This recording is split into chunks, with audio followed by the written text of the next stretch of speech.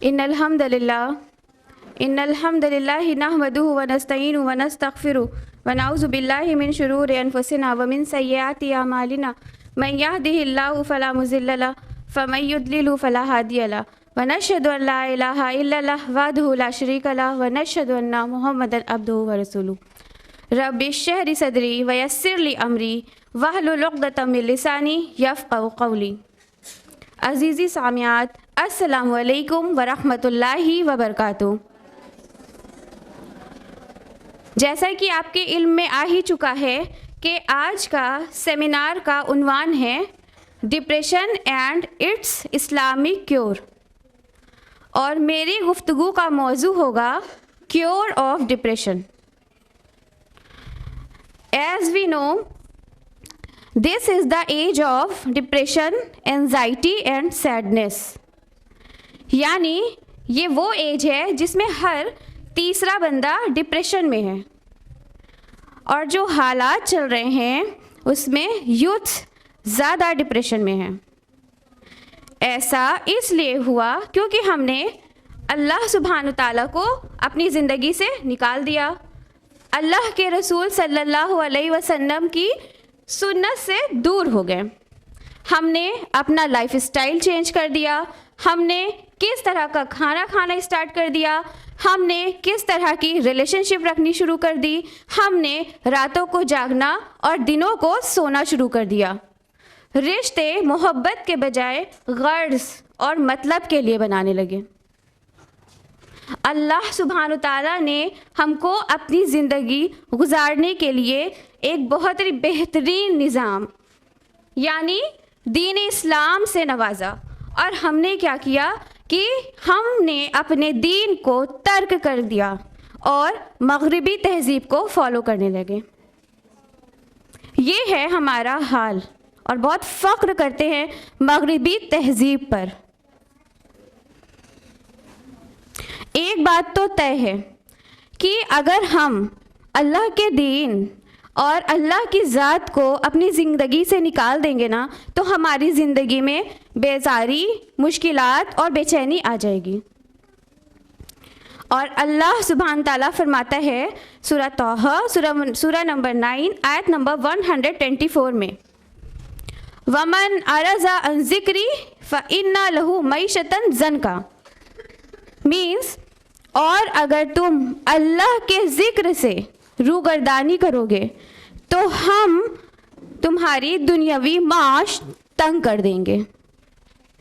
अल्लाह सुब्हान ताला क्या फरमाता है कि अगर हम अल्लाह के ज़िक्र से मुंह मोड़ेंगे तो हम एक डिप्रेस्ड लाइफ स्पेंड करेंगे। ये अल्लाह का वादा है कुरान में, और अल्लाह का वादा है मतलब हम इसको झुटला नहीं सकते। अगर हम गौर करें तो डिप्रेशन एक्चुअली पहले इतना कॉमन नहीं था। आप सोचिए, अपने बचपन को इमेजिन करिए, अपने बचपन में, हमारे पेरेंट्स के बचपन में या हमारे ग्रैंड पेरेंट्स के बचपन में डिप्रेशन हुआ करता था इतना कॉमन जितना कि आज है? नहीं ना। शायद ही हमारे ग्रैंड पेरेंट्स के बचपन में तो शायद ही किसी ने डिप्रेशन की बात भी सुनी हो, उसका नाम भी सुना हो। अल्लाह के रसूल सल्लल्लाहु अलैहि वसल्लम की हदीस है, सुनन इब्न माजा हदीस नंबर 4019। अल्लाह के रसूल सल्लल्लाहु अलैहि वसल्लम ने फरमाया, और जिस कौम में बेहयाई आम हो जाए और उसको अलल ऐलान किया जाए, अल्लाह सुब्हान ताला उस कौम में ऐसी बीमारियां लेकर आता है जिसका उसके आबा व अजदाद ने पहले कभी नाम भी ना सुना हो। ये बिल्कुल वही हालात हैं, यानी हम बेहयाई को आम कर रहे हैं, चाहे वो फेसबुक हो, चाहे वो व्हाट्सएप हो, चाहे वो स्नैपचैट हो या वो ट्विटर हो, यानी हम हर जगह बेहयाई को आम कर रहे हैं। हमने अल्लाह के हुदूद को पार करना शुरू कर दिया, अल्लाह ने हमें मुश्किलात और परेशानियों में डालना शुरू कर दिया। इन शॉर्ट, हम ये कह सकते हैं कि हमने खुद ही अपने हाथों से डिप्रेशन को दावत दी कि वो आकर हमारी लाइफ को डिप्रेस्ड कर दे। फिर भी दिल शिकस्ता होने की ज़रूरत नहीं है, क्योंकि इस्लाम वो वाहिद दीन है जिसमें हर प्रॉब्लम का सॉल्यूशन है। आप मानते हैं कि नहीं मानते इस बात को? अच्छा, इस बात से तो हम सभी वाकिफ़ हैं कि ह्यूमन बीइंग यानी कि इंसान बॉडी और सोल यानी रूह दोनों का मुरक्कब है। और हमारी बॉडी को कौन कंट्रोल करता है? कौन कंट्रोल करता है? हमारी बॉडी को कौन कंट्रोल करता है? माइंड। यानी बॉडी, सोल और माइंड ये तीनों आपस में इंटरकनेक्टेड हैं। बॉडी की मोस्ट एसेंशियल नीड है ऑक्सीजन। ऐसे तो वाटर भी है और फूड भी है, बट अगर हम मोस्ट एसेंशियल नीड की बात करें तो वो है ऑक्सीजन। और अगर हम सोल की बात करें यानी कि रूह की बात करें तो रूह की ग़िज़ा क्या है? अल्लाह का जिक्र यानी रिमेम्बरेंस ऑफ अल्लाह। और अगर हम माइंड की बात करें तो हमारे माइंड की क्या ग़िज़ा है? क्या जानते हैं हम लोग? नहीं जानते? हमारी माइंड की ग़िज़ा है leisure time. Leisure time you know, जैसा हमारा रूटीन है डेली का, उससे समथिंग डिफरेंट। इसको हम एक एग्जांपल से समझ सकते हैं कि एक बार रसूलुल्लाह सल्लल्लाहु अलैहि वसल्लम आयशा रज़ियल्लाहु ताला अन्हा के साथ गज़वा से वापस आ रहे थे, तो रसूलुल्लाह सल्लल्लाहु अलैहि वसल्लम ने आयशा रज़ियल्लाहु ताला अन्हा के साथ रेस की थी। आप इमेजिन करिए, गज़वा से वापसी, कितना स्ट्रेसफुल माहौल था। ऐसे कंडीशन में अपने माइंड को थोड़ा सा स्ट्रेस रिलीज़ करने के लिए अपने माइंड का, अल्लाह के रसूल सल्लल्लाहु अलैहि वसल्लम ने आयशा रज़ियल्लाहु ताला अन्हा के साथ क्या की थी? रेस की थी। यानी हमारा बॉडी, सोल और माइंड, अगर इन तीनों में से किसी को भी प्रॉपर ग़िज़ा नहीं मिलेगी तो वो डिप्रेशन की शक्ल इख्तियार कर सकता है। Most of the time, not every time, depression का जो मेन रीज़न होता है वो होता है स्पिरिचुअलिटी। स्पिरिचुअलिटी यानी जब हमारी रूह रेस्टलेस होती है यानी बेचैन होती है तो डिप्रेशन हम पर हावी होने लगता है। जब हमारी बॉडी बीमार होती है तो हम कहाँ जाते हैं? कहाँ जाते हैं? डॉक्टर के पास जाते हैं। जी हाँ, और हॉस्पिटल भी तो जाते हैं ना। डॉक्टर हमको हॉस्पिटल में मिलते हैं, क्लिनिक में मिलते हैं, तो हम हॉस्पिटल जाते हैं। और बॉडी के जिस हिस्से में मसला होता है हम उस डिपार्टमेंट में जाते हैं। लाइक अगर मैदे का मसला है तो कहाँ जाएंगे? गैस्ट्रो में जाएंगे। अगर किडनी का मसला है तो कहाँ जाएंगे? नेफ्रोलॉजी में जाएंगे। और अगर हार्ट का मसला है तो कहाँ जाएंगे? कार्डियोलॉजी में जाएंगे। जी हाँ, बिल्कुल। अब यहाँ पर किसका मसला है? डिप्रेशन और कंफ्यूजन का मसला है, तो हम कहाँ जाएंगे? साइकोलॉजी में जाएंगे। और हो क्या रहा है कि हम सही डिपार्टमेंट में नहीं जा रहे हैं। मसला और उसका सलूशन किधर है और हम किधर जा रहे हैं। ये बिल्कुल ऐसे हो गया कि मान लीजिए आपके घर में, आप सभी के घर में वॉशिंग मशीन है सबके घर में ना। अब हमारा जहन इस तरफ आए कि वॉशिंग मशीन मतलब वॉश करने वाली मशीन, आज कपड़ा छोड़कर नया एक्सपेरिमेंट करते हैं, बर्तन धुलते हैं, बर्तन वॉश कर लेते हैं। इमेजिन करिए जब आप बर्तन वॉश करेंगे वॉशिंग मशीन में तो क्या होगा? बताइए क्या होगा? पता नहीं मशीन का क्या हो जाएगा, है ना।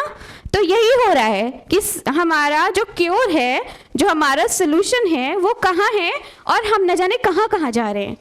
तो एक्चुअल सलूशन जहाँ है वहाँ जाइए, और वो है कुरान। एक्चुअली ये जो कुरान है ना, ये PhDs ऑफ साइकोलॉजी है। और हमारा रब जिसने कुरान नाजिल किया उसी ने दुनिया के तमाम लोगों की साइकोलॉजी बनाई है। और अल्लाह सुब्हान ताला ने कुरान में लोगों के इज्तिमाई और इनफरादी स्टोरी बताई है ताकि हम ये समझ सके कि जो हमारा मसला आ रहा है, जो प्रॉब्लम हमारे सामने आ रही है, एक्चुअली वो हमसे पहले भी लोगों को हो चुकी है। लेकिन यहाँ पर हम कहते हैं कि जो हमारा वाला मसला है वो समथिंग डिफरेंट, वो लोगों से अलग है। ये अक्सर लोग कहते हैं आपको क्या पता कि हम क्या फील कर रहे हैं। तो ये हमारी गलती है, ये हमारी गलत सोच है। क्योंकि अगर हम देखें तो ह्यूमन बीइंग्स यानी इंसान की शुरुआत कहाँ से हुई है? आदम अलैहिस्सलाम से हुई है। हम बीच में आ रहे हैं, है ना? जो साइकिल चल रहा है उसमें बीच में कौन आ रहा है? हम बीच में आ रहे हैं। और जो हमारा वाला मसला है, जो हमारी प्रॉब्लम है, वो पहले लोगों को आ चुकी है। तो हमें क्या करना है? हकीकी इलाज की तरफ रुजू करना है, कुरान का मुतालिया करना है। इस बात का ख्याल रखिएगा कि जो डिप्रेशन है ना, उसकी फर्स्ट स्टेज अगर है तो वो है सैडनेस और एंजाइटी। डिप्रेशन की फर्स्ट स्टेज है सैडनेस एंड एंजाइटी। अगर डिप्रेशन अपनी क्लिनिकल स्टेज पर पहुंच जाएगा तो फिर उसका प्रॉपर ट्रीटमेंट होगा। काउंसलर, साइकोथेरेपिस्ट या साइकेट्रिस्ट के पास भी जाना पड़ सकता है। वो हमारे हाथ के कंट्रोल, वो हमारे कंट्रोल की चीज़ ही नहीं होगी, वो हमारे हाथ से निकल चुकी है वो स्टेज, ठीक है। और जिस तरह से जब किसी बीमारी से बचना होता है तो हम परहेज़ कब करते हैं? बीमारी होने के बाद करते हैं कि पहले करते हैं? बताइए। बाद में करते हैं, पहले नहीं करते। पहले से स्टार्ट करते हैं ना, ताकि वो चीज़ हमें ना हो जाए, वो बीमारी हमें ना हो जाए, इसलिए हम पहले से क्या करते हैं? परहेज़ करते हैं। तो बिल्कुल वैसे ही हमें डिप्रेशन की जो क्लिनिकल स्टेज है उससे बचने के लिए जो डिप्रेशन की फर्स्ट स्टेज है यानी सैडनेस और एंजाइटी, उससे भी बचना होगा। और आज यहाँ पर हम डिप्रेशन की फर्स्ट स्टेज यानी गम, अफसुर्दगी, इससे कैसे महफूज रहा जाए, इसी को इंशाअल्लाह आपके सामने प्रेजेंट करेंगे। अब अच्छा, हमारे माइंड में ये आ रहा होगा कि डिप्रेशन का जो भी क्योर है वो कोई यूनिक होगा। आ रहा है कि नहीं आ रहा है?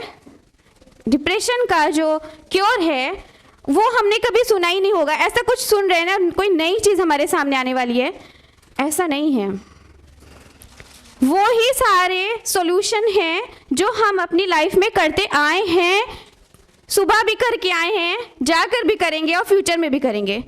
लेकिन मसला जो है वो ये है कि हम उसे बिना मकसद समझे कर रहे हैं, ठीक से नहीं कर रहे हैं, या तो फिर रस्मी तौर से कर रहे हैं। तो जब हम वो सारे चीज़ें कर ही रहे हैं, उसको फॉलो कर ही रहे हैं, तो हम उसको ठीक से करें, बामकसद करें और खालिस अल्लाह की रज़ा हासिल करने के लिए करें।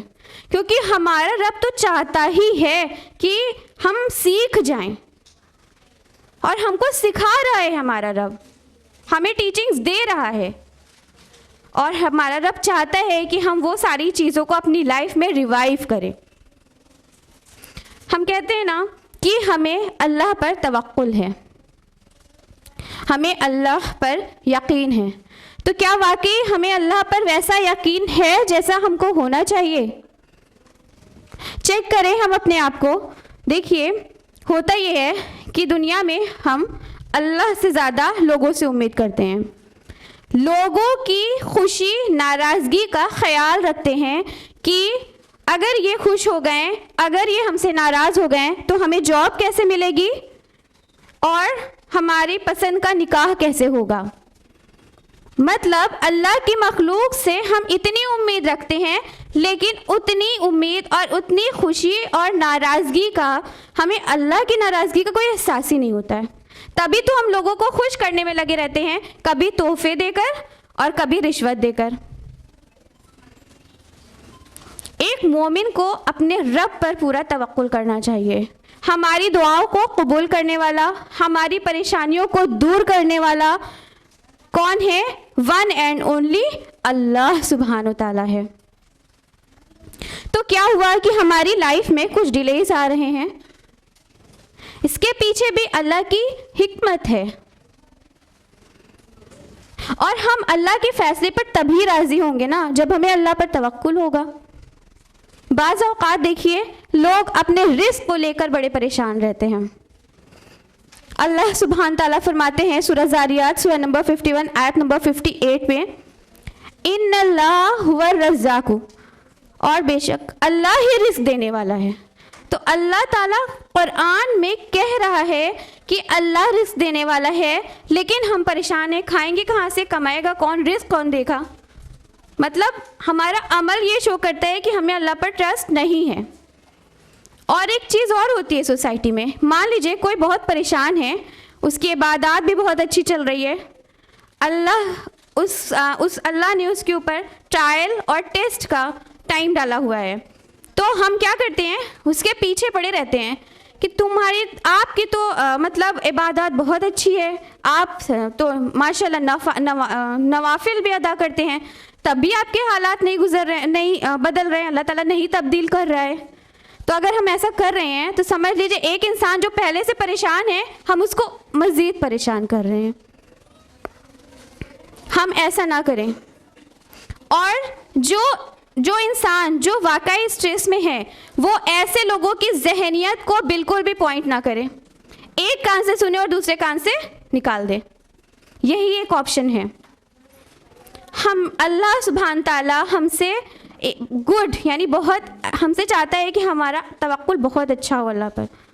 आपको पता है वैसा तवक्कुल होना चाहिए जैसे मोहम्मद सल्लल्लाहु अलैहि वसल्लम और अबू बकर रज़ियल्लाहु ताला अन्हु का था, जबकि हिजरत, याद है आपको हिजरत का वो रिस्की सफ़र, किस पर तवक्कुल करके निकल गए थे अल्लाह के रसूल और अबू बकर रज़ियल्लाहु ताला अन्हु, किस पर तवक्कुल करके मूसा अलैहिस्सलाम बनी इसराइल को लेकर फ़िरऔन की क़ैद से निकल जाते हैं। ऐसा तवक्कुल होना चाहिए हमें अपने रब पर। और अल्लाह पर तवक्कुल करना ऐसा है जैसे किसी मजबूत कड़े को थाम लेना। इसको हम ऐसे समझ सकते हैं जैसे कि जब हम बाहर जाते हैं और ई रिक्शा पर बैठते हैं कि नहीं बैठते, सब लोग ई रिक्शा पर बैठते हैं ना, तो उसमें हैंडल लगे होते हैं, पकड़ लेते हैं ना कस के। क्यों पकड़ते हैं? ताकि गिरे ना। इससे भी ज़्यादा मजबूत अल्लाह का वो कड़ी है जिसको हम तवक्कुल है, जिसको हम पकड़ लेते हैं, फिर अल्लाह आपको गिरने नहीं देगा। आप अल्लाह पर यकीन करके तो देखिए, अगर आपका अल्लाह पर यकीन पुख्ता होगा तो आप कभी डिप्रेस्ड नहीं होंगे। हम कहते हैं कि हमारा कद्र पर बहुत ईमान है, पुख्ता ईमान है, तो फिर हमारी लाइफ में जो भी नफ़ा नुकसान हो रहा है उस पर इतना परेशान क्यों जाते हैं? जो भी अप एंड डाउन हमारे लाइफ में हो रहा है वो हमारे तकदीर में लिखा हुआ है। ये ऐसे ही नहीं हो गया है, ये अल्लाह के प्लान के तहत हुआ है। अल्लाह सुब्हान ताला अल अलीम और अल हकीम है। अल्लाह सुब्हान ताला वाइजेस्ट है अपने डिसीजन में। हमारी तरह नहीं होता अल्लाह सुब्हान ताला का डिसीजन कि पल में कुछ। अल्लाह सुब्हान ताला फरमाता है सूरह हदीद सूरह नंबर 57 आयत नंबर 22 में, मा असाबा मिन मुसीबतिन फिल अर्ज़ि वला फी अनफुसिकुम इल्ला फी किताबिन मिन क़ब्ली अन नब्राहा इल्ला ज़ालिका अलल्लाहि यसीर। और कोई मुसीबत नहीं पड़ती मुल्क में और ना तुम्हारी जानों पर, इससे पहले कि वो लिखी ना हो एक किताब में, और अल्लाह तुमको पैदा करे। यानी हमारे पैदा करने से पहले वो मुसीबत, अल्लाह हमें पैदा करने से पहले हमारी किस्मत लिख चुका होता है। जब हम पर कोई परेशानी आती है तो हमें ये सोचना चाहिए कि ये हमारी किस्मत में लिखा हुआ था। कितना ज़्यादा हम परेशान हो जाते हैं ना जब भी कोई परेशानी आती है हम पर, तो परेशान होने से कोई मुसीबत टलती नहीं है। हमें क्या करना है? दुआ करनी है। दुआ मोमिन का हथियार है। ये तो आप सभी जानते हैं ना कि दुआ करने से अल्लाह ताला हमारे लिए रास्ता बना देता है। अल्लाह ताला पसंद करता है कि उसके सामने रोकर दुआ की जाए। और आपने ये भी सुना होगा कि लोग अक्सर कहते हैं कि भाई हमसे मुसीबत बर्दाश्त नहीं होती, थोड़ा सा किसी का ब्लड देख लिया, किसी को इंजरी हो गई तो हमारा दिल बैठने लगता है, हमसे मुसीबत बर्दाश्त नहीं होती। तो अल्लाह सुब्हान ताला फरमाता है सूरह बकरा सूरह नंबर 2 आयत नंबर 286 में, ला युकल्लिफुल्लाहु नफ्सन इल्ला वुसहा। और अल्लाह सुब्हान ताला किसी नफ्स पर उसकी जान से ज़्यादा बोझ नहीं डालता। तो अल्लाह कह रहा है कि हमने इतना ही बोझ डाला है जितना वो बर्दाश्त कर ले, और हम कह रहे हैं कि भाई हमसे नहीं बर्दाश्त होती। तो हम अपने जहन को आने वाली मुसीबत के लिए तैयार रखें ना।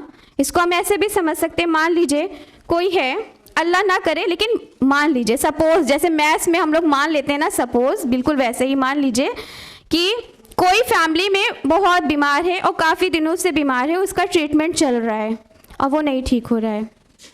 तो जो दूसरा पहलू है एंड उसको अपने जहन में रखें कि ये भी हो सकता है इन फ्यूचर, और पहले से तैयार रहें।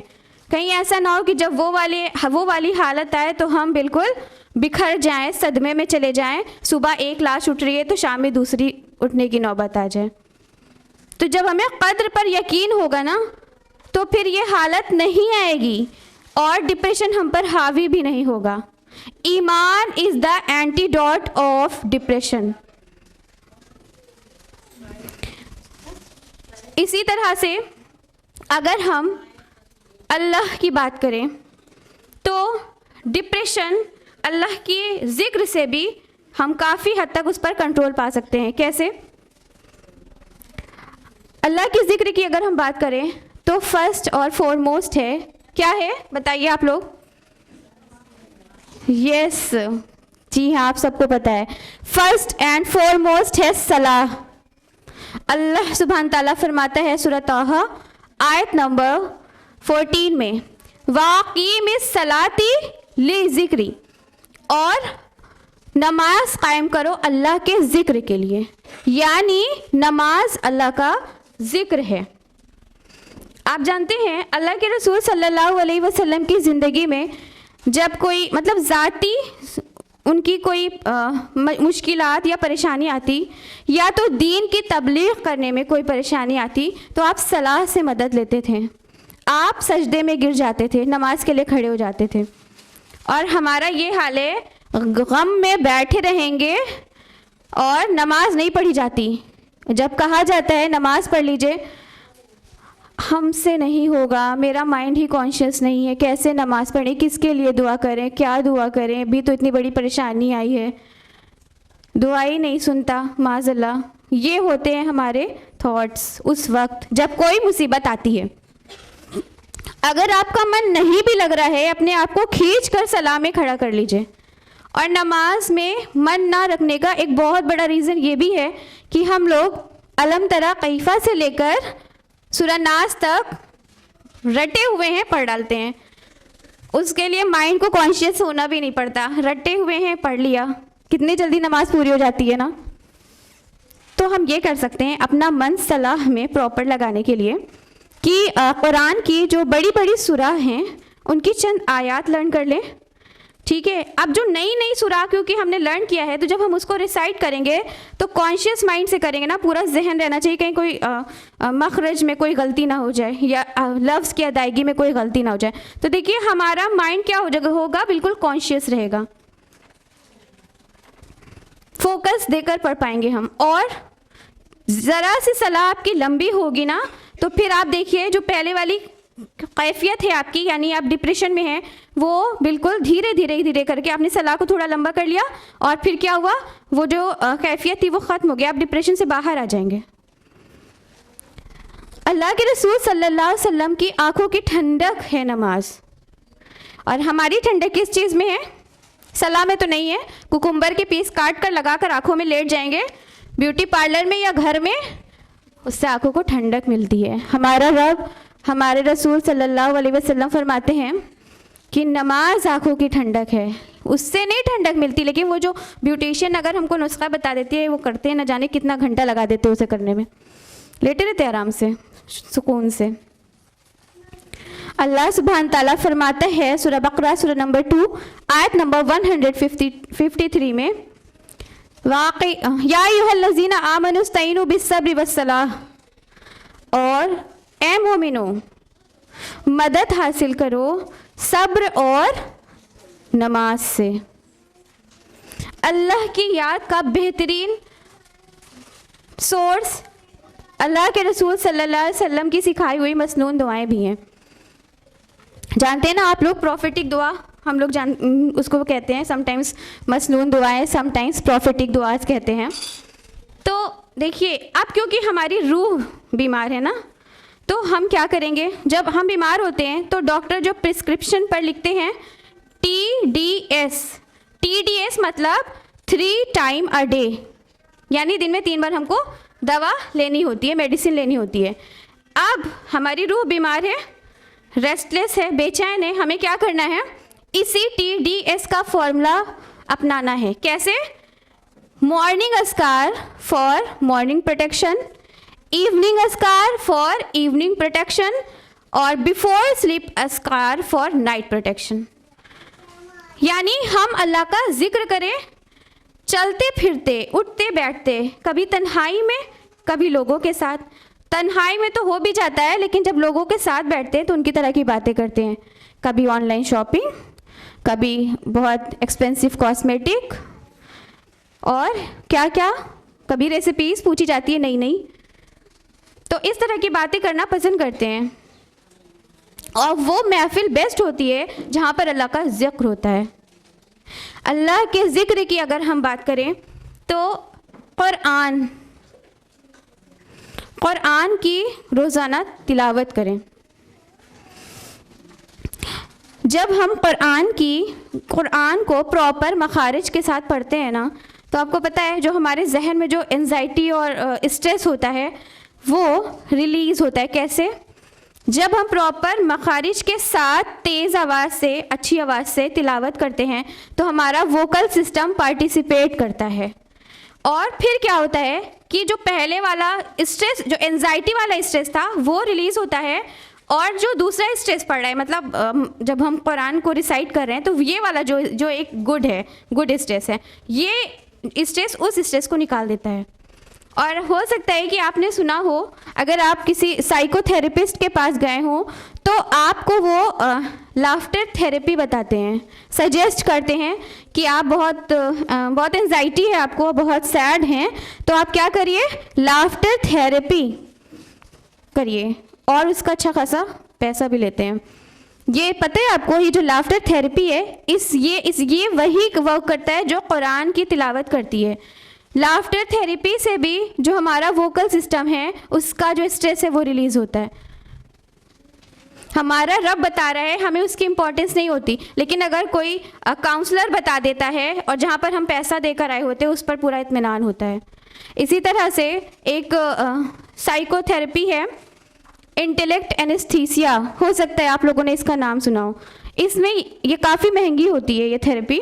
इसमें क्या होता है कि कुछ स्टेप्स बताए जाते हैं, और वो स्टेप्स होते हैं मेडिटेशन करवाते हैं, मतलब पूरी दुनिया से उनका माइंड शिफ्ट करके, टर्न करके एक तरफ मेडिटेशन पे लाया जाता है। मसला इस इंटेलेक्ट थेरेपी पे नहीं है, मतलब इस इंटेलेक्ट एनेस्थीसिया मसला नहीं है। मसला ये है कि जब वो जो स्टेप्स होते हैं उससे इंसान अपने रब को भी भूल जाता है। वो लोग हर तरफ से दिमाग को एक तरफ ले आते हैं, लेकिन जब हम सलाह पढ़ते हैं और अज़कार पढ़ते हैं और तिलावत करते हैं तो भी तो हम दुनिया से कटकर अपने रब की तरफ मेडिटेशन करते हैं, तो उसको हम कोई इम्पोर्टेंस नहीं दे रहे हैं। जहाँ पर हज़ारों फेंक कर हमको बताया जा रहा है कि आप लाफ्टर थेरेपी से हेल्प लें, इंटेलेक्ट एनेस्थीसिया बताएं, उस पर बड़ा यकीन है। रब से ज़्यादा लोगों पर यकीन है कि नहीं, अमल बता रहा है कि नहीं बता रहा है। तो ये अगर हम इसको करेंगे तो इंशाल्लाह हमें डिप्रेशन नहीं होगा। इसी तरह से अगर हम अपना साइकोलॉजी कहती है कि हमें अपने माइंड को क्या करना है, टर्न करना है। It's a mental exercise. Psychology कहती है कि जिस तरह से हमारा माइंड सोचता है, ठीक है, जिस तरह की हमारी सोच है वैसा हमारी जहनियत बन गई, और जैसी हमारी जहनियत है बिल्कुल वैसा ही हमारा माइंड वर्क करता है। इसको एक एग्जाम्पल से समझाते हैं। मान लीजिए एक पिक्चर है, इमेजिन करिए सब लोग, उसमें एक बॉय है, उस बॉय के पास 1 पीस ऑफ केक है, और वो 1 पीस ऑफ केक यानी केक का एक टुकड़ा लेकर बहुत खुश है, बहुत खुश है। बिल्कुल उसी तरह से देयर इज़ अनदर पिक्चर उसमें भी एक बॉय है और उसके पास पूरा एक समूचा केक है, लेकिन उस केक में एक स्लाइस मिसिंग है। और ये जो दूसरी वाली पिक्चर का बॉय है ये बहुत सैड है। आप जल्दी से बताएं क्यों सैड है? उसका फोकस इस बात पर है मुझे क्या नहीं मिला। फर्स्ट पिक्चर में फोकस इस बात पे है कि मुझे क्या मिला। तो हमें क्या मिला? It's a positive attitude, positive thinking. हमें क्या नहीं मिला? It's a negative attitude, negative thinking.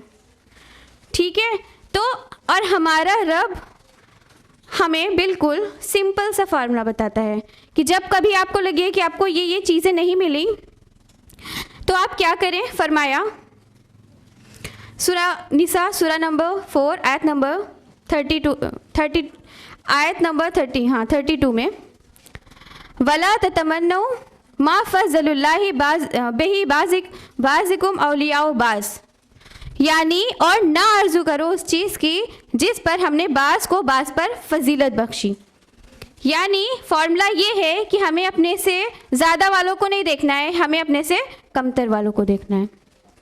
जब आप ऐसा करेंगे, इस फॉर्मूले को, कुरान की इस आयत को मानेंगे ना, तो देखिए आपके अंदर शुक्रगुजारी आएगी। और अल्लाह सुब्हान ताला फरमाता है सूरह इब्राहिम सूरा नंबर 14 आयत नंबर 7 में लइन शकरतुम लअज़ीदन्नकुम, और तुम मेरी नेमत का शुक्र करो ताकि तुम्हारी नेमतें और बढ़ा दी जाएं।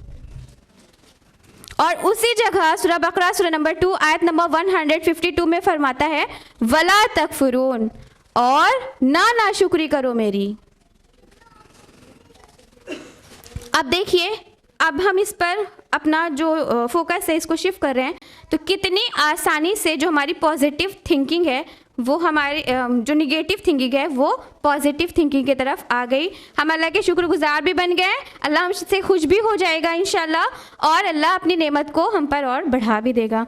इसी तरह से समटाइम्स वर्क प्लेस, यहाँ पर जो वर्किंग लेडीज़ हैं, वर्क प्लेस पर कभी कभी क्या होता है, कुछ ऐसे लोग होते हैं जिनको देखकर बड़ी चिढ़ सी होती है, इरिटेशन होने लगता है सिर्फ उनको देखकर। या कभी बाज़ औक़ात हम लोग ये बोल देते हैं अरे किसका मुंह देख लिया सुबह सुबह, अब तो दिन पूरा ख़राब, बोलते हैं ना हम लोग। तो अब जबकि आपको करना उसी के साथ काम है, कोई और ऑप्शन नहीं है, रहना उसी के साथ है, करना उसी के साथ आपको वर्क है, तो करें क्या? दिन भर इरिटेट हो, गुस्सा करें? नहीं, यहाँ पर भी हमें अपना फोकस शिफ्ट करना है। आप जानते हैं ना, अल्लाह सुब्हान ताला ने इंसान को खूबियों और खामियों का मुरक्कब बनाया है। ना पूरा इंसान अच्छा है और ना ही पूरा बुरा है, समझ रहे हैं ना? हाँ, रेशियो अप डाउन हो सकता है कोई 80% अच्छा हो और 20% ख़राब हो, या कोई 80% ख़राब हो और 20% अच्छा हो। ठीक है, अल्लाह ने सबको खूबी भी दी है, खामी भी दी है। अब वो इंसान जिसको देखकर हम इरिटेट हुए जा रहे हैं, और समटाइम्स फैमिली में भी होता है, अगर हस्बैंड वाइफ की रिलेशनशिप अच्छी नहीं है तो हस्बैंड को देखकर वाइफ को डिप्रेशन, और वाइफ को देखकर हस्बैंड को डिप्रेशन होने लगता है। अब ऐसी कंडीशन में क्या करें, इसको भी एक एग्जाम्पल से समझ सकते हैं। मान लीजिए आपके घर में वॉल है, दीवार है, वहाँ पर बच्चों ने कुछ स्केच कर दिया, पेंसिल चला दी, या कुछ गिर गया, कोई स्पॉट धब्बा लग गया, तो अब आप क्या करेंगी? बताइए आप लोग क्या करेंगी? ऐसे छोड़ देंगी? साफ करने की कोशिश करेंगी, या तो क्या करेंगी? वाइट वॉश कर देंगी, पेंट कर देंगी, या पॉसिबल नहीं है तो कर्टेन तो एटलीस्ट डाल ही देंगी। ठीक है, क्यों? ताकि हमारी नज़र बार बार उस पर ना पड़े, ना हम उसे लोगों से डिस्कस करें। अगर कोई गेस्ट आएगा तो जब बैठेगा हम कहेंगे देखिए मेरे बच्चे ने गंदा कर दिया, तो खुद भी बार बार इरिटेट हो रहे, सामने वाले को भी बता रहे। अब यहाँ पर क्या करना है? बिल्कुल ऐसे ही हमें जो सामने वाले की जो खामी है उस पर कर्टेन डाल देना है, ना हम खुद देखें और ना दूसरों से डिस्कस करें, तो हमारा मूड इतना चिड़चिड़ा नहीं होगा। आराम से, जिसके साथ रहना हमारे लिए मुश्किल हो रहा है, आराम से रह पाएंगे, क्योंकि हमने किस पर फोकस किया? खूबी पर ना। उसी तरह से अल्लाह सुब्हान ताला ने जो हमारा जहन है उसको दुनिया से आखिरत की तरफ टर्न किया है। दुनिया में हम कितने परेशान होते हैं, दुनिया की परेशानी हमें कितना परेशान करती है और उससे में हम टेंशन किए जा रहे हैं। दुनिया की परेशानी में अल्लाह ने जो हमको इतनी कीमती जिस्म दिया है, माइंड दिया है, वो बिल्कुल डिस्टर्ब है, बिल्कुल गर्क है दुनिया की परेशानी में। अल्लाह ने किस तरह से हमारा जहन टर्न किया है फ्रॉम दुनिया टू आखरा। फरमाया सूरह अनकबूत सूरह नंबर 29 आयत नंबर 64 में, वमल हाज़िहि हयातुद दुनिया इल्ला लहवुन व लाइब, और ये दुनिया की ज़िंदगी नहीं है मगर खेल तमाशा। मतलब जब हम दुनिया की हकीकत समझ लेंगे कि दुनिया क्या है, खेल तमाशा है, ठीक है, धोखा है, जल्दी ख़त्म हो जाने वाला है, तो दुनिया की जो परेशानियां हैं ना उसको भी हम बिल्कुल हकीर जानेंगे। तो शॉर्ट पीरियड के लिए है, बहुत थोड़ा है, फिर जो है अबदी नेमत वो क्या है, व इन्ना दारल आखिरत लहियल हयावान, और बेशक आखिरत की जो ज़िंदगी है वो हमेशा बाकी रहने वाली है। तो अब दुनिया में परेशान थे, अल्लाह सुब्हान ताला ने हमारी तवज्जो को कैसे टर्न किया कि अगर दुनिया में आप इसलिए परेशान हैं कि आपका कोई अजीज़ आपसे दूर चला गया, तो आप सोचें कि आखिरत में जन्नत में इंशाल्लाह फैमिली गेट टुगेदर होगा। अगर आप बीमारी की वजह से बहुत परेशान हैं अपनी हेल्थ को लेकर, तो आप सोचें जन्नत में कोई हेल्थ इशू नहीं, सब बिल्कुल तंदुरुस्त और सेहतमंद रहेंगे। अगर आप ब्यूटी को लेकर परेशान हैं, इतने महंगे कॉस्मेटिक्स यूज़ करने के बाद भी वैसे के वैसे ही हो जाते हैं जैसे पहले थे, तो ये समझ लीजिए जन्नत में सब हसीन होंगे, बहुत प्यारे दिखेंगे। और अगर हम माल की वजह से परेशान हैं कि हमारा माल चला गया या बिज़नेस ख़राब हो गया और माल से जो हमें लग्जरी मिलती थी वो नहीं मिल रही है, तो जन्नत में वो सारी लग्जरी, वो सारे कंफर्ट, वो सारे इनामात होंगे जो हम माल से दुनिया में गेन करते हैं। हो गया ना दुनिया से आखिरत की तरफ हमारा जहन टर्न, और फिर उस चीज़ का कि क्या फ़िक्र करना जो हमारे हाथ में ही नहीं है। आखिरत हमारे हाथ में है, हम अच्छी गुड डीड कर ले और आखिरत में अपना ठिकाना जन्नत को बना ले। बहुत आराम से इस तरह से हमने अपना जो फोकस था उसको शिफ्ट कर लिया। और हाँ, फिर भी कुछ लोग कहते हैं भाई हमारा मिजाज ही है, हमें अपनी जनरेशन से मिला है कि वो बहुत सोचते थे, बहुत दूर की सोचते थे, हम भी सोचते हैं, टेंशन मेरे मिजाज में है। तो अल्लाह ताला कहता है ठीक है, अगर आपके मिजाज में टेंशन है तो आप टेंशन लीजिए, आखिरत की लीजिए, उस वक्त की लीजिए जब अल्लाह सुब्हान ताला के सामने हाजिर होना है। उस वक्त को सोचिए जब नफ्सी नफ्सी का आलम होगा, कोई किसी को पहचानेगा नहीं, और वो उस वक्त सोच के उसको टेंशन करके सजदे में गिर जाइए, रोइए, गिड़गिड़ाइए, अल्लाह से दुआ करिए। और अल्लाह सजदे में गिरना, दुआ करना ये डिप्रेशन का साइन नहीं है, इट्स अ गुड साइन। हो गया ना हमारी दुनिया की फ़िक्र कम, और क्यों हो गई, क्योंकि हमने अपना जो फोकस था वो आखिरत पर कर लिया। उसी तरह से अगर हम बात करें तो हमें अपना फोकस पास्ट से प्रेजेंट की तरफ लाना है। समटाइम्स होता ये है कि हमारे पास्ट में कुछ ऐसी ट्रेजिक स्टोरी होती है जिससे हम बाहर नहीं निकल पाते। कुछ ऐसा हो गया होता है कि वो बिल्कुल हमारे माइंड पर हावी रहता है, उसी के उठते बैठते उसी को सोचते रहते हैं, और उससे इफेक्ट करके न जाने हमारे प्रेजेंट में कितनी चीज़ें ख़राब होती चली जाती हैं। तो आप अपने पास्ट को एज अ रेफरेंस समझें। Past is a reference, not a residence. जो लेसन आपको पास्ट से लेना है, जो भी गलती आपने पास्ट में की थी उसको उससे सबक लें, और फिर अपने प्रेजेंट को क्या करें, फोकस करें प्रेजेंट पर। और अल्लाह के रसूल सल्लल्लाहु अलैहि वसल्लम की ये बहुत ही प्यारी दुआ है, इसको रिसाइट करें, अल्लाहुम्मा इन्नी औज़ुबिका मिनल हम्मी वल हुज़्नी, और ए अल्लाह बेशक मैं फ़िक्र और गम से तेरी पनाह मांगती हूँ। उसी तरह से अल्लाह का तक़वा इख्तियार करें। अल्लाह का तक़वा इख्तियार करने का पूरे ईयर में एक बहुत ही प्यारा मंथ है हमारे लिए। वो कौन सा है बताइए? Ramzan, very good. रमज़ान में हमें अल्लाह सुब्हान ताला 30 अल्लाह सुब्हान ताला की टीचिंग्स के ज़रिए हमें 30 डेज ट्रेनिंग मिलती है कि नहीं मिलती? रमज़ान की लाइफ कैसी होती है? कैसी होती है? कुछ गलत नहीं करना, किसी को गलत बोलना नहीं, अगर कोई गलत बोल कर चला भी जाए तब भी खामोश रह जाना, सब्र कर लेना, कंट्रोल कर लेना। तो 30 डेज़ की जो हमारी ट्रेनिंग होती है उसको हमें 11 मंथ में अप्लाई करना है, उस पर प्रैक्टिस करना है। ये नहीं कि 30 मंथ में ही सिर्फ करना है, वो तो ट्रेनिंग पीरियड है।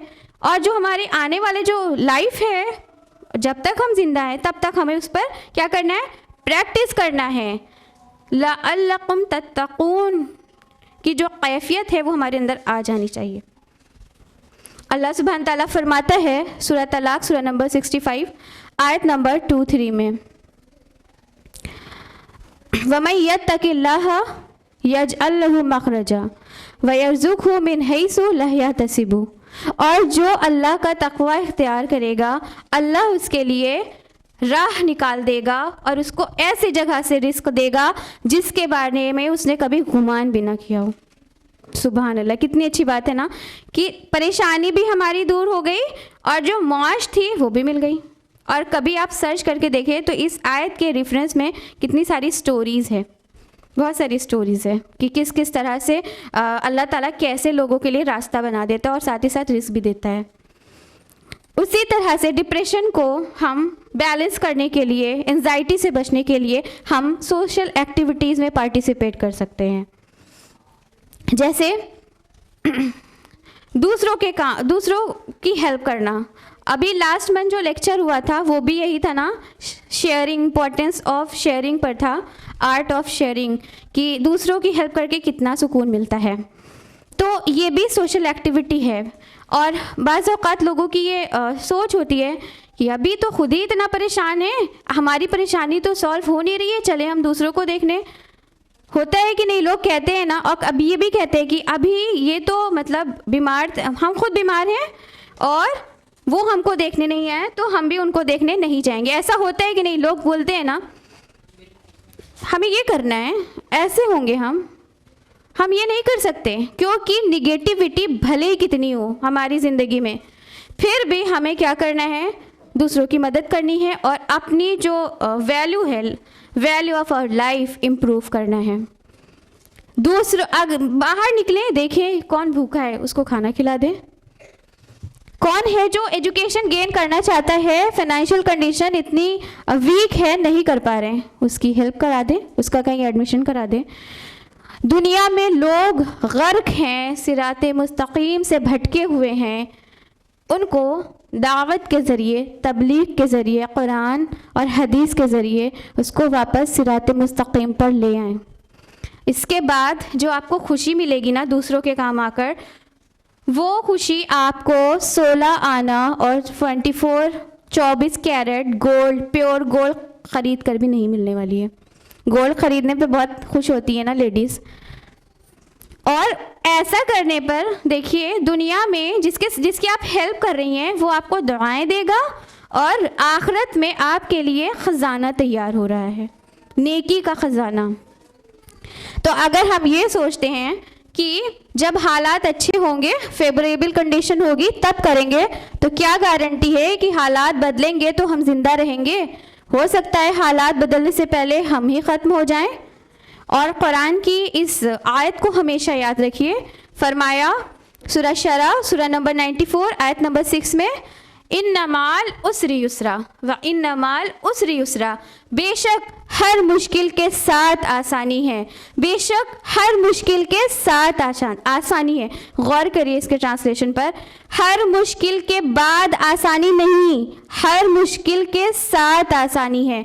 अगर अल्लाह ने आपको मुश्किल दी तो उसका सब्स्टिट्यूट उसके साथ आसानी को रखा है। अमल तो करके देखिए इस आयत पर।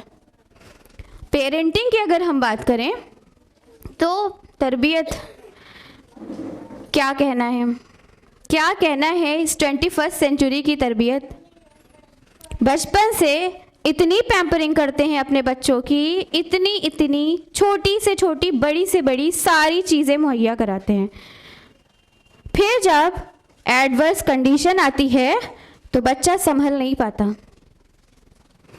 याद करिए इब्राहिम अलैहिस्सलाम की तरबियत, पूरा वाक़या आप सभी को मालूम होगा। अभी आप किसी बच्चे से कहिए चलिए आपके अब्बा आपको ज़िबा करने ले जा रहे हैं, क्या कहेगा वो? उसका क्या तर्ज अमल होगा, उसका क्या रिएक्शन होगा? बताइए क्या होगा? इससे समझ लीजिए। अभी हाल ही में आपने गाज़ियाबाद की एक रिपोर्ट, एक न्यूज़ सुनी होगी। उसमें एक छोटा बच्चा था, वो गया था पुलिस स्टेशन क्या करने? अपनी मदर के खिलाफ रिपोर्ट दर्ज करवाने। जब वहाँ पर पूछा गया आप इतने छोटे से हैं, आप क्या रिपोर्ट करवाने आए हैं, किसके खिलाफ कंप्लेन है? तो उसने बोला हम अपनी मम्मी के खिलाफ कंप्लेन करवाने आए हैं। सब बहुत खुश थे इस रिपोर्ट को सुनकर कि देखो कितना छोटा बच्चा गया था, कितना मज़ा आया, कितना अच्छा अच्छा कमेंट किया लोगों ने। आप सोचिए कि कैसी परवरिश थी कि sacrifice, importance of sacrifice, importance of sharing सिखाया ही नहीं। जो हमारे इस्लाम की ब्यूटी है वो सिखाया ही नहीं। हमारे इस्लाम क्या कहते हैं वो सिखाया ही नहीं। तो इस तरह की न्यूज़ जब आती है तो बड़े खुश हो जाते हैं हम लोग, ये नहीं सोचते कि इसका दूसरा पहलू क्या है। अगर कुछ सिखाया तो मोबाइल के ज़रिए खाना खिलाना, मोबाइल के ज़रिए सुलाना। अगर हमें कहीं अपनी स्टडीज़ करनी है तो मोबाइल लगा देते हैं। अब तो माशाल्लाह स्मार्ट टेलीविज़न होता है, मोबाइल से कनेक्ट कर दिया, घंटों हम भी अपना काम कर रहे हैं, बच्चा टीवी देख रहा है। अब नौबत यहाँ तक आ गई है कि अगर उस बच्चे को अपनी प्रॉब्लम का सलूशन निकालना है तो वो मोबाइल से ही निकाल लेता है। सिबलिंग आपस में बात को रफा दफा कर देते हैं, पेरेंट्स तक बात पहुँचने ही नहीं देते। ये हालात हैं। गौर करें कि क्या गलतियाँ की हैं हमने, अभी भी आने वाली नस्ल को सुधार सकते हैं। उसी तरह से अगर हम बात करें तो, और ये सिर्फ इस वजह से हुआ है कि मोबाइल का एक्सेसिव यूज़ बंद कर दें। मोबाइल का एक्सेसिव यूज़, ये नहीं कहा जा रहा है कि छोड़ दें, एक्सेसिव यूज़ बंद कर दें।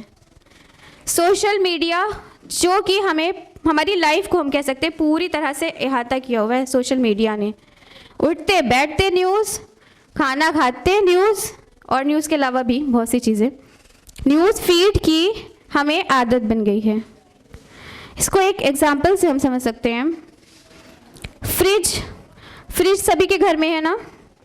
आप फ्रिज में अगर हेल्दी फूड रखेंगी और जब आपको भूख लगेगी आप फ्रिज खोलेंगी तो वही हेल्दी फूड आप खाएंगी जो आपने रखा है।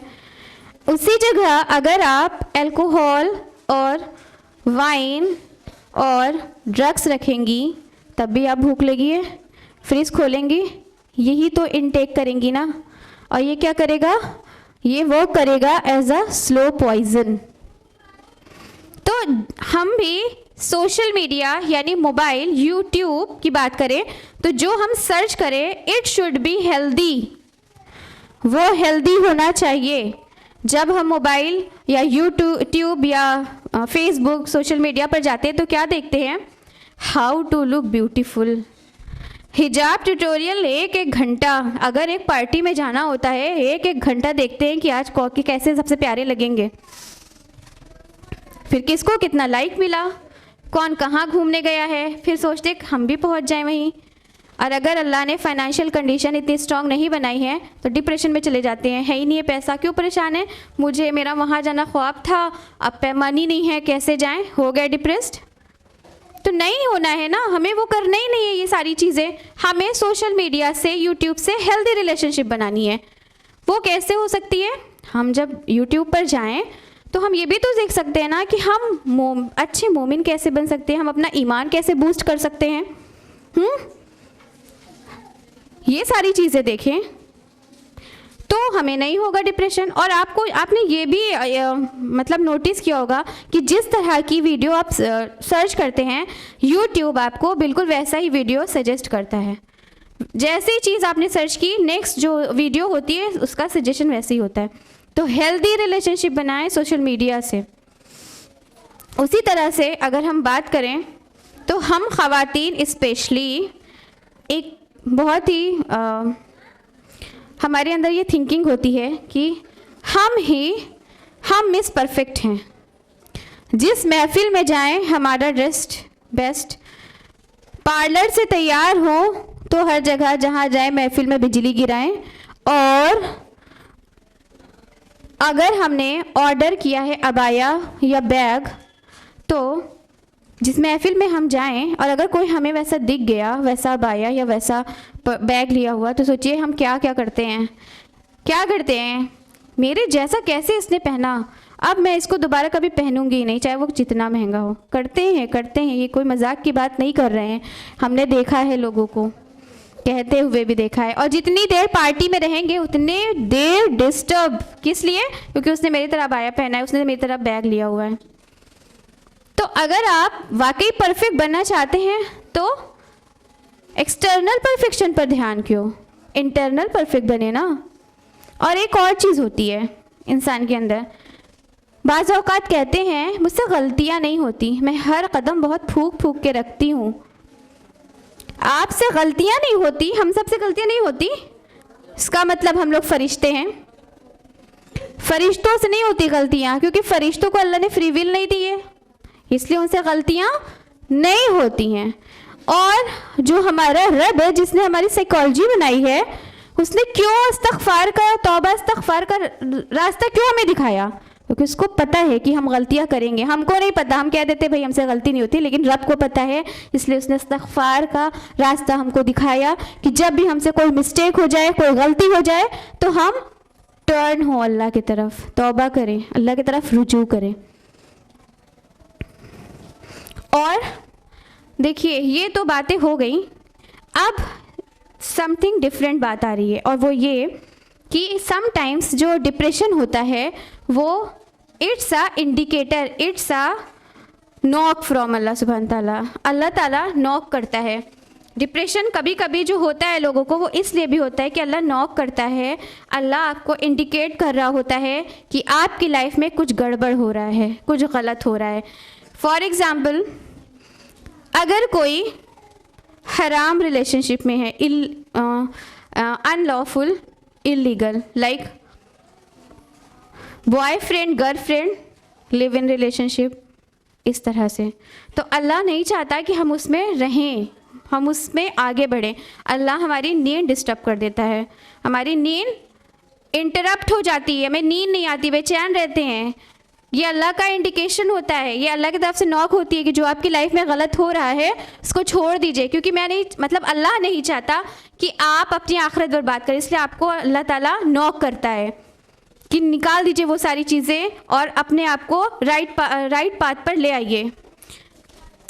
और अब ये जो पॉइंट है, अगर इसकी हकीकत हम समझ गए तो इंशाल्लाह डिप्रेशन कभी नहीं होगा। वो है stress is a part of life, यानी स्ट्रेस हमारी ज़िंदगी का हिस्सा है। अभी सिस्टर उम्मे कुलसूम ने आपको बताया कि कैसे कैसे गम होते हैं लोगों को ना, किस किस तरह के गम होते हैं। सेहतमंद से लेकर एक बीमार, पुअर से लेकर रिच, हर के अलग अलग प्रॉब्लम, अलग अलग स्ट्रेस उनके पास होते हैं, अलग अलग एंजाइटी होती है। तो स्ट्रेस फ्री कोई नहीं है, ठीक है। अल्लाह सुब्हान ताला फरमाता है सूरह बलद सूरह नंबर 20 आयत नंबर 4 में, लक़द खलक़नल इंसाना फ़ी कबद, और हमने इंसान को मशक्क़त में पैदा किया। कबद मीन्स होता है स्ट्रेस, स्ट्रगल।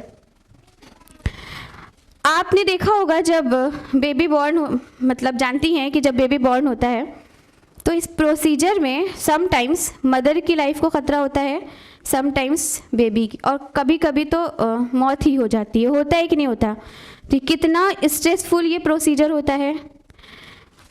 और फिर वही बच्चा जब बड़ा होता है तो एक कदम सीधे बिल्कुल बिना किसी चीज़ का सहारा लिए जब खड़ा होता है इस्तिकामत से, तो उससे पहले कितनी बार गिरता है कि नहीं गिरता? चोट लगती है, गिरता है, फिर जाके वो संभलता है। यहाँ पर भी वो स्ट्रगल कर रहा है। उसी तरह से हमारी पूरी लाइफ स्ट्रगल है।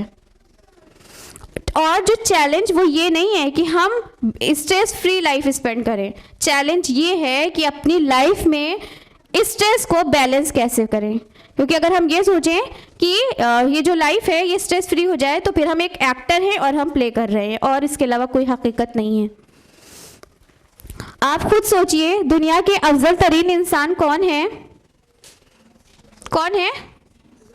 रसूलुल्लाह सल्लल्लाहु अलैहि वसल्लम, उनकी लाइफ में एक पूरा साल, उसको क्या कहते हैं, आमुल हुज़्न, गम का साल, ईयर ऑफ सॉरो। क्या हुआ था इस ईयर में? कोई बताएगा? नहीं बताएंगे? जी बिल्कुल, रसूलुल्लाह सल्लल्लाहु अलैहि वसल्लम की महबूब तरीन बेगम और आपका प्रोटेक्शन यानी अबू तालिब, दोनों आपकी लाइफ से दूर हो गए। और एक और गम कि अबू तालिब का ख़ात्मा कुफ्र पर हुआ। अल्लाह के रसूल बहुत गम में थे, बहुत एंजाइटी में थे, बहुत परेशान थे। अल्लाह ने उनको कंफर्ट दिया, अल्लाह ने कंफर्ट दिया उनको। उसी तरह से अगर हम बात करें मूसा अलैहिस्सलाम की मदर, तो जब फ़िरऔन ने अलल ऐलान करवा दिया था कि बनी इसराइल के किसी भी बेबी बॉय को ज़िंदा नहीं रखना है, किस कदर एंजाइटी में थी वो, अल्लाह से मदद मांगा, अल्लाह ने रास्ता दिखाया कि रिवर नाइल पर उनको बास्केट में रखकर फ्लोट कर दो। कर दिया अल्लाह पर तवक्कुल करके। जिसने अल्लाह पर तवक्कुल किया अल्लाह ने उसको रास्ता दिखाया। उसी तरह से अगर हम यूनुस अलैहिस्सलाम की बात करें तो यूनुस अलैहिस्सलाम के साथ क्या हुआ था? क्या हुआ था?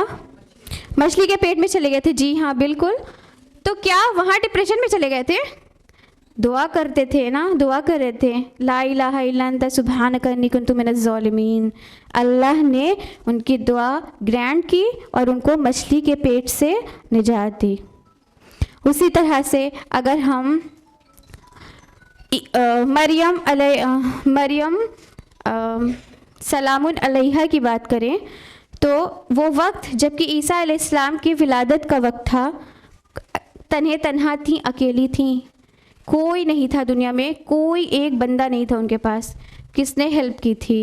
अल्लाह सुब्हान ताला ने। इस तरह से अल्लाह अपने मोमिन बंदों को थाम लेता है। अल्लाह फरमाता है, I love you, I care for you, I am your protector, I am your friend, believe in me. तो इस तरह से कोई भी इंसान स्ट्रेस फ्री नहीं है। और इस बात को ध्यान रखिए, अपने जहन में बिठा लीजिए कि हम इस दुनिया में क्यों आए हैं, क्या करने आए हैं। अल्लाह सुब्हान ताला का जो तख्लीकी मंसूबा वो क्या है? वो ये है कि हमें इस दुनिया में भेजा जा रहा है और इस दुनिया में हम टेस्ट देंगे। टेस्ट में जो भी हमारा मार्क्स होगा उसी के अकॉर्डिंग आखिरत में हमारा फाइनल डेस्टिनेशन होगा। और जो डेस्टिनेशन है ना वो बहुत ह्यूज है, एंडलेस है और इटर्नल है। और इधर रिवॉर्ड और पनिशमेंट। तो जब हम इस तरह से अपनी ज़िंदगी गुजारेंगे तो हमारी लाइफ में कोई है जिसको देखकर हमको कोई भी आ जाए जिसको देखकर हमें इरिटेशन होता है, तो हम क्या करें? सब्र कर लें। ठीक है, समझ लीजिए यहाँ पर सब्र का मरहला है, सब्र का टेस्ट है। उसी तरह से अगर आपको बहुत सारी नेमत मिली है, ब्लेसिंग्स अल्लाह की, तो आप सोचें कि ये शुक्र का टेस्ट है। उसी तरह से फेलियर फेलियर फेलियर आ रहा है तो आप समझ लीजिए ये इस्तिकामत का टेस्ट है। और अपनी लाइफ इस विजन पर गुजारें कि हमें वापस पलट कर जाना है। दुनिया बहुत हकीर है, शॉर्ट टाइम के लिए है। ठीक है, तो दुनिया को में उलझना ही नहीं है, अपने आप को गारत नहीं करना है दुनिया में उलझ के। हाँ, अमल के लिहाज से सीरियस समझना है, अमल तो दुनिया में करना है, तभी तो आखिरत में वहाँ पर हमारे लिए रिवॉर्ड है। तो जब हम ये समझ जाएंगे ना, कॉन्सेप्ट क्लियर रहेगा, तो फिर दुनिया में ना किसी से बुग़्ज़ होगा, ना किसी से हसद होगी, ना किसी को हम हीरो समझ लेंगे, ना किसी को ज़ीरो समझ लेंगे। और डिप्रेशन का तो कोई सवाल ही नहीं है। मैं अपनी गुफ्तगू और अल्लाह के रसूल सल्लल्लाहु अलैहि वसल्लम की एक बहुत ही प्यारी से दुआ से ख़त्म करना चाहती हूँ। अल्लाहुम्मा अंत रब्बी ला इलाहा इल्ला अंता खलक़तनी, और ए मेरे रब तू ही मेरा, और ए अल्लाह तू ही मेरा रब है, तेरे सिवा कोई माबूद नहीं।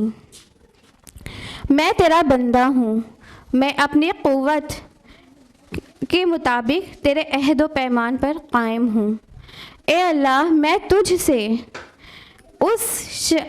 मैं तुझसे उस शर की चीज़ से पनाह मांगता हूँ जिसका मैंने इर्तिकाब किया। ए अल्लाह, मैं तेरे इनाम का इकरार करता हूँ तेरे सामने जो तूने मुझ पर किया। ए अल्लाह, मेरे गुनाहों को माफ़ कर दे और मुझे बख्श दे। आमीन या रब्बुल आलमीन। वाखिरु दावाना अल्हम्दुलिल्लाहि रब्बिल आलमीन। वस्सलामु अलैकुम वरहमतुल्लाहि वबरकातुहू।